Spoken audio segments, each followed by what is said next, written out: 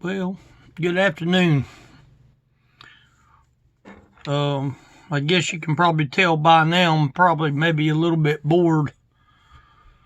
So I always come and dig through the Word and come up with ideas, and I try to let the Lord talk to me and give me ideas. If He puts the idea in my head, and I like that. I was working on a thought inside, and I had wrote some things down on paper, and I come up with 6 questions. Now, the number 6 in the Bible, it means man. And when I saw that, I thought, well, this here has a lot to do with man. We all want to get back to normal. And what I mean by that is we want to get back to normal from the virus. A lot of comments online about the virus. A lot of opinions about the virus. A lot of things that are going on. A lot of things that maybe has some people somewhat worried. And I guess maybe in a way I'm not the type that just reacts to worry. I mean, I'm not saying that there's things that doesn't concern me. There is, but some people can just take worry to an extreme, to the point that it's all they do is worry. All they do is wonder what if. And I've never really been one of the kind of people like that. I've never really allowed myself to worry a lot, We all want to get back to normal. Now, what I mean by normal is no restrictions. See, right now, it's so aggravated to pull to a place and want to go in and eat, and the dining room is separated off.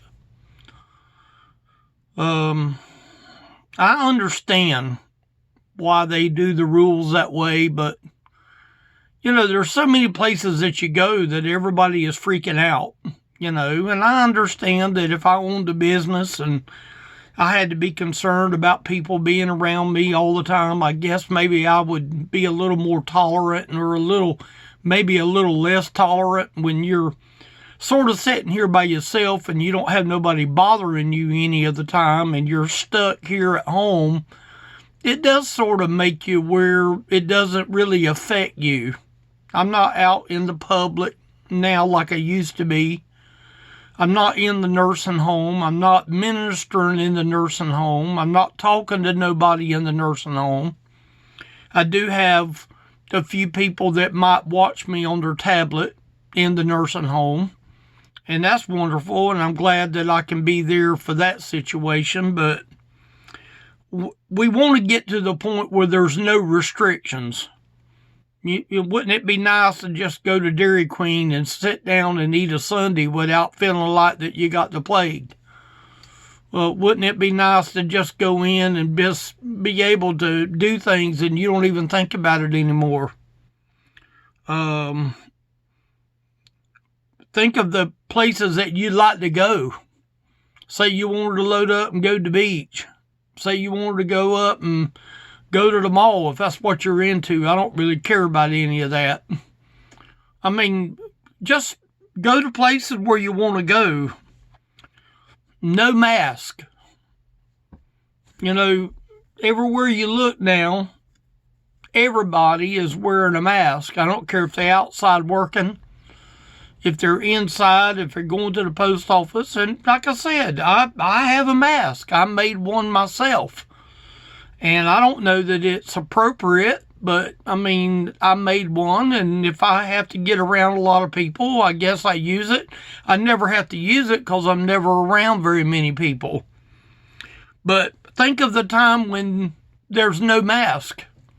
It wasn't but, 30 days ago that nobody was really wearing any mask. No sanitizing. I think sanitizing is one of the best things that ever happened, because I think more people needed to sanitize. It's only by the grace of God that we haven't had even more of an issue with people going in and handling silverware at the buffet places and eating with other people where they've handled their fried chicken with their fingers and their hands. And we don't even think about it. It's almost sort of like that we don't even dream about that. We want to get to the place of where there's no problems. I don't know if it ever get to the point of being different. But let me ask you a series of questions. And I'm trying to be as serious as I know how to be, and I'm not trying to take this to not mean anything. But when the Lord allows me to write down things, I write down things because I feel like that I hear Him when I write down these things. I don't think this just pops into my mind automatically. Here's the first thing I wrote down. Could God be allowing this event to wake us up? Could God be allowing all of this that has been going on, the economy and the money and all of that, could God be allowing this to wake us up? Now, for the ones that are not saved and the ones that are not Christians, everybody's just going about their own thing, waiting for everything to get over with. But could God be allowing this event to wake us up? I believe this is exactly the reason that He's allowed this event. Because as time gets closer to the end, there's going to be more people that need to be woke up. There's a place in the Bible, and I'm not exactly sure, and I don't have it marked here, but there's a place where the Bible says to awake out of sleep. There's people that are content to sleep. And I'm talking about sleeping spiritually. I'm not talking about laying in the bed. I'm talking about spiritually. How many people is not awake spiritually? Here's the next question. Could this be part of His plan for His soon return? Could this virus and stuff be part of the overall plan for His soon return? I absolutely believe that. I believe that it could very well be a opening door for what is soon to come. Now, I come out here and run my mouth all the time, and I get that people might not want to hear this, but, it doesn't take anything away from the truth. I don't ever come out here and bullskate somebody. I don't come out here and make fun of somebody. I don't come out here and laugh and giggle and cut up and carry on. I want to be honest with you. If the church don't get serious, we are in serious trouble. When the church wants to play around with something like this, to me, I believe it's a stink in God's nostrils. I'm just being honest. You're not going to hear me come out here and play around with the things that I'm saying, because I think the days of playing around is done over with. It is done over with. Here's the next question. Is God looking at man's attitudes? Is God looking from heaven at man's attitude? Is God seeing that man wants this virus to go away so we can just go back to do what we've always done? That it doesn't really affect us? Let me say this. I know this sounds crazy, but I haven't got my stimulus check. And you know what? To be just totally honest, I don't deserve one. I don't think my wife deserves one. She's still working. It hasn't affected me financially. Now, it could. I guess it could. I don't know what tomorrow's going to hold. I've already made it through yesterday. But is God looking at man's attitudes? I believe he is. I believe, just like me right here, you see what I got? I got in my Bible in my hand.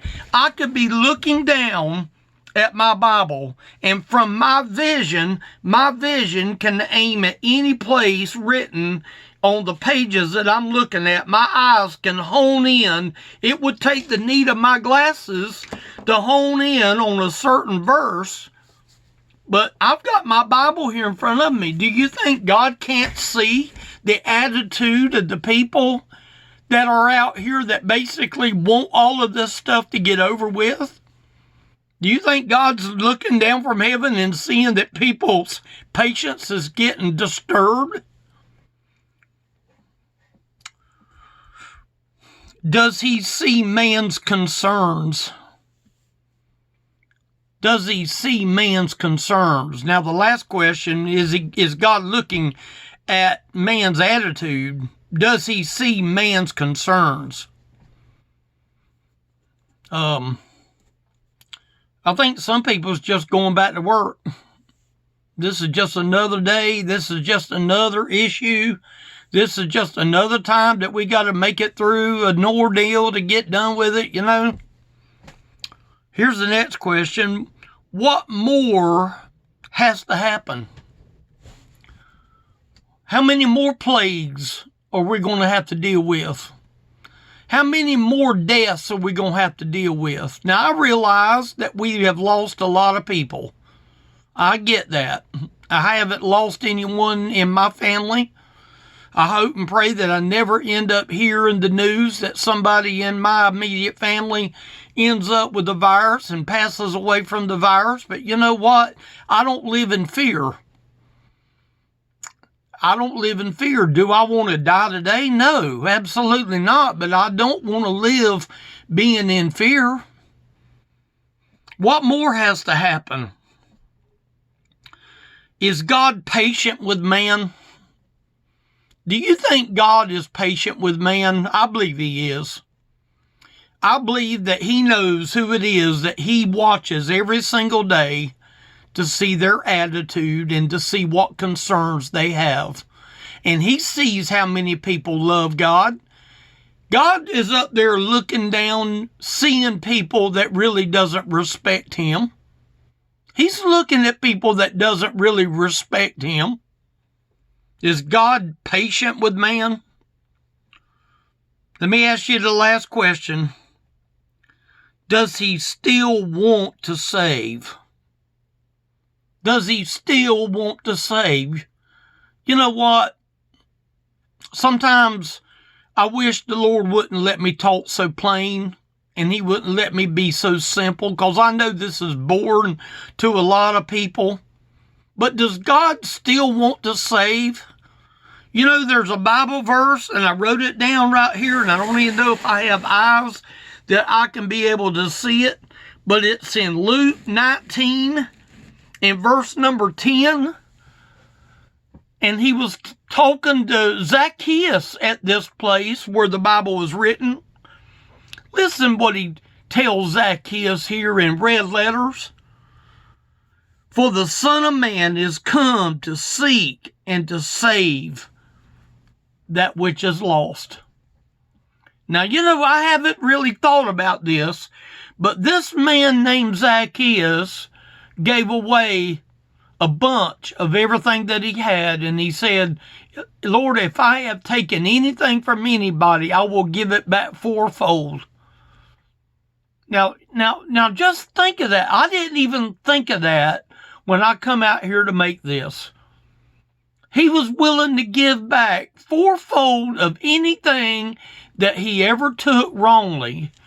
And yet we're going through a devastation period in our life. And the Bible says in verse 10, for the Son of Man is come to seek and to save that which is lost.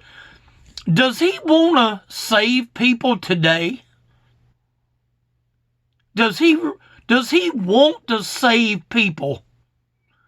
Has God changed over the 2,000 years? See, God knows when he's going to give the command for Jesus to come get his church. What happens if it's today?